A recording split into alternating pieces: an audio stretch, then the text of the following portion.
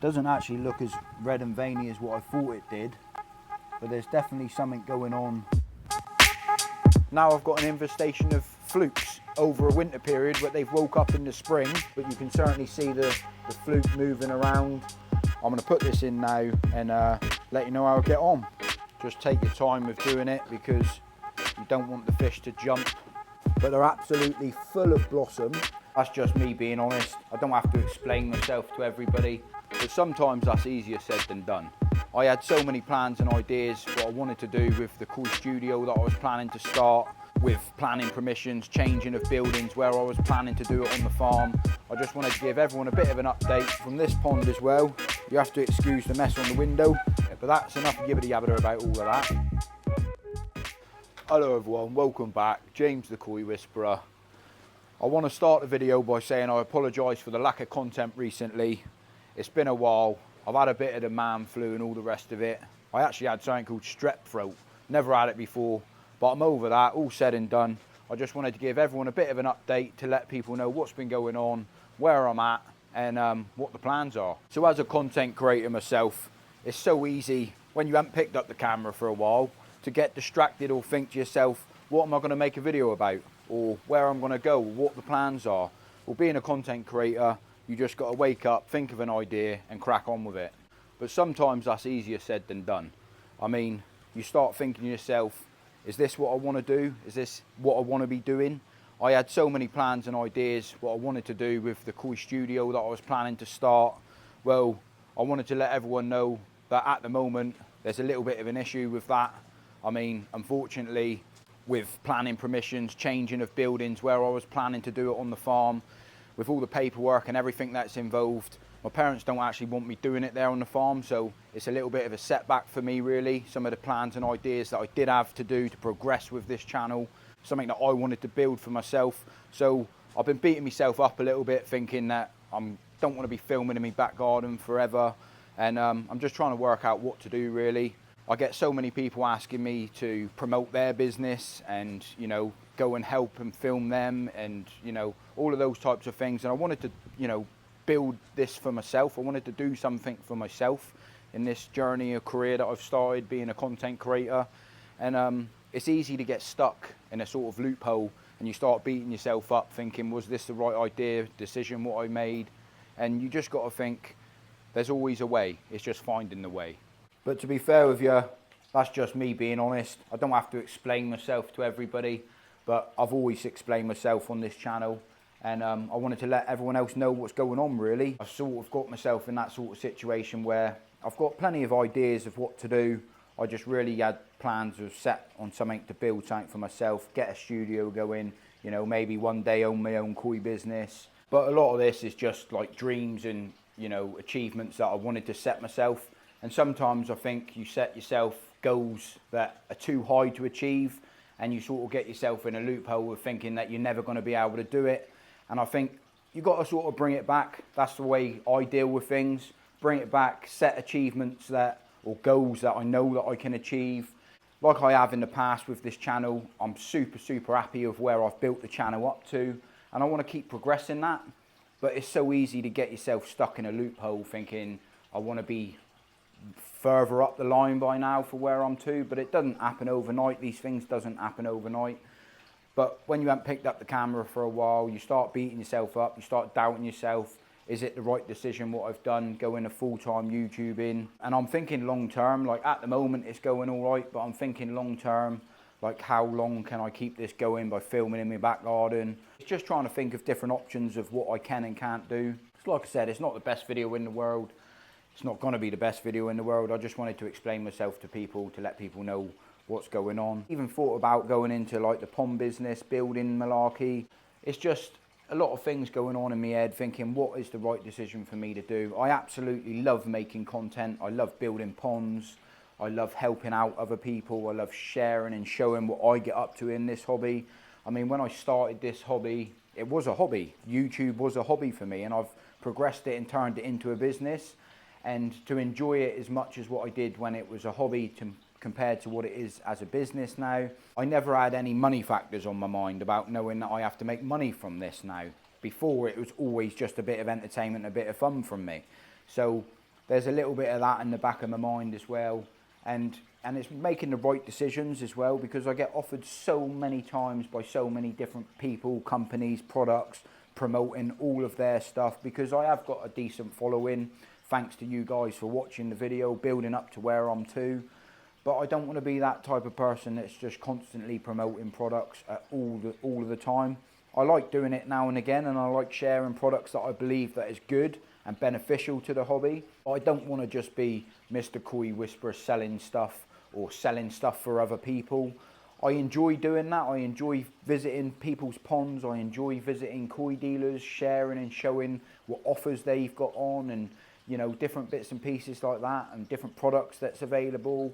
But I don't just want to be doing that. I had plans of doing other stuff, so I just got a bit of a setback really, and I think half of it gets inside of your head more than anything, well it does for me, and I just got to work out what I want really.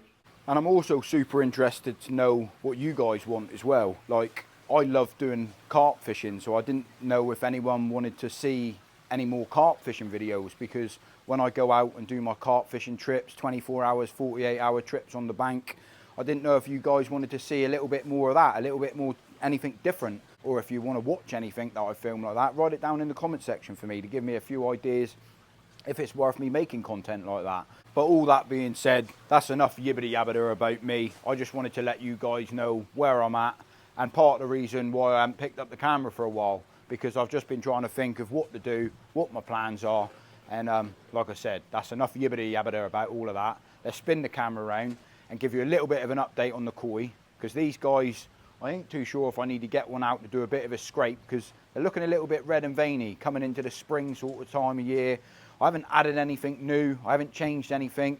There's been no parasites in the pond, but that's not to say that something's happened over winter, and with the warmer temperatures warming up, that something might be occurring in the pond. So I'm going to spin the camera around, show you the koi, and let you know what's going on with the ponds. But before we get into it, I've got to show you me acers, because over the winter, I wasn't too sure when they dropped all of their leaves last year, if they were ever going to come back or not. But they're absolutely full of blossom, and I'm not really a plant expert, I'm not really a koi expert, I just love doing it. But if there's any tips on like any dead branches like this, I don't know if you cut them off or leave them to grow back, so if anyone does know, let me know. But the rest of them are absolutely full of blossom. I wanted to pull these weeds out, but Mrs. Whisperer wanted me to keep them in there. I don't know why she wants to keep them in there. And this is her tree, and this one's mine. But hers has come out absolutely fantastic as well, full of blossom. And we are watering them every day as well, even if it rains. Because the other night Mrs. Whisperer said, you don't have to water it if it rains. And I said, you do with these small pots, because the trees sort of eat up all of the water in the pots very quickly. Ideally, they're better off in the ground, but they're in the pots, and I think they look absolutely fantastic, to be fair. But moving on from that, we're going to have a little bit of a look at the koi. I have got to clean off the pond window, so excuse the cobwebs. Get rid of them, because there's always someone that mentions about the cobwebs in the videos. I've still got to put a bit of grout or CT1 or something in the gaps yet. I've still got to get around to that. But my kahaku here, I don't know if you can see on the opposite side, sort of damaged itself a little bit, and I don't know whether that's just down to flicking and flashing in the pond. I haven't really noticed any flicking and flashing, but it definitely looks like there's something going on the side of that fish, and it looks a little bit red and veiny. So I'm going to get that one out and do a little bit of a scrape, just to make sure there's no fluke or anything, any other parasite that might be irritating the fish. But the main fish that sort of give me a bit of identification to know that something's not quite right is the tancho down here. Is certainly looking a little bit red and veiny, and it's just one of those things, I suppose, really, that happens over the winter. You can't really do much about it. As soon as the warmer temperature warms up, parasites start waking up, and it could be something minor, could be water quality problems. So I'm going to do a little bit of a spring maintenance check today, just to make sure I know what's going on, if anything is going on or not. Get a fish out, do a little bit of a scrape, and just find out if there is any issues going on there. Do a water test to start with, and tickety boom. But moving on from this pond as well, you have to excuse the mess on the window, because there's a little bit of algae growing on this window as well. You can see it just growing on the top there. It always does grow, so it's a little bit of a 2-minute job maintenance. I've got to also clean off the bottom of my shower trays. There's a little bit of dead algae on there. One thing I have noticed this year, or the beginning of the spring, even though I absolutely love it and I want to leave it, but the pond's certainly getting well matured when you can start seeing like the moss and the growth growing on the top lip of your pond. There's also, I don't know how it gets in there, but there's some sort of weed growing out of the side of that one there as well. I think it looks quite cool. There's a little bit of it down here as well, and that's a sign of the pond sort of maturing. I've also got a bit of moss or something growing on the top of my shower. I'm missing a plant, one of the fake plants. I've noticed it's right down here at the bottom, and yeah, I thought I'd just do a little bit of maintenance out here today. Check the filters, check the water, make sure everything's tickety boom, give the windows a bit of a clean off, and go from there. But to start with, first job, I'm going to get inside of here, bowl up a fish and just see what's going on, and just work out if there is an issue, or if this kahaku down here has just decided to give himself a little bit of a flash, and it's just got a few little raised scales on the bottom of it down there. So I'm going to get that one out and have a little bit of a better look. So yeah, hopefully this goes all right. These fish have never been out of a bowl or out of the pond into a bowl since I've put them in here, so I'm hoping that they don't act up too much. But it's part of keeping koi. You have got to occasionally do some checks now and then,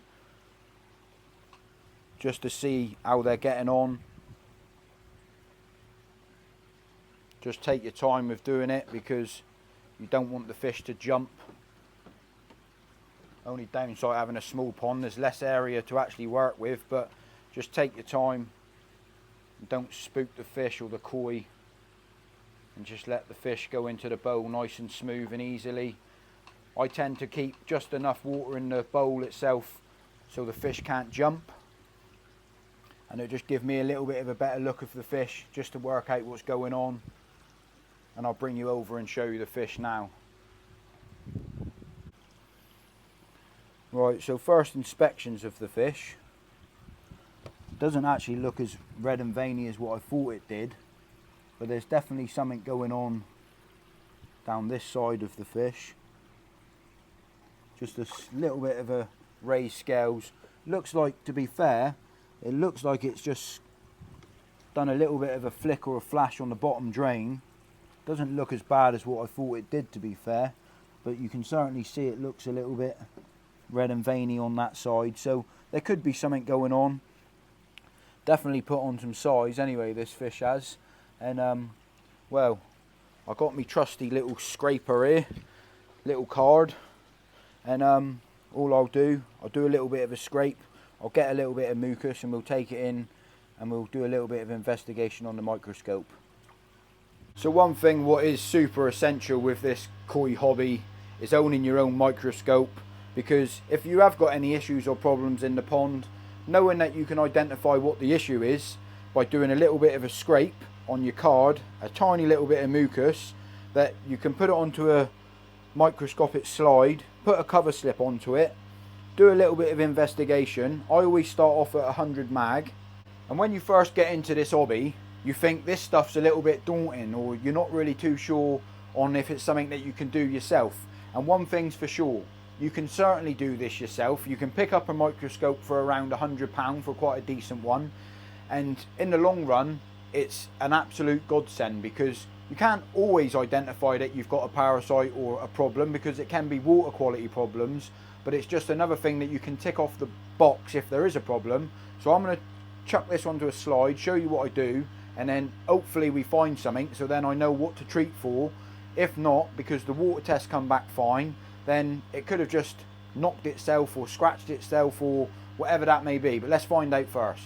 Right, so this is why it's so important to have a microscope. You can identify what you need to treat for and find what it is that you're treating for. I just done a scrape.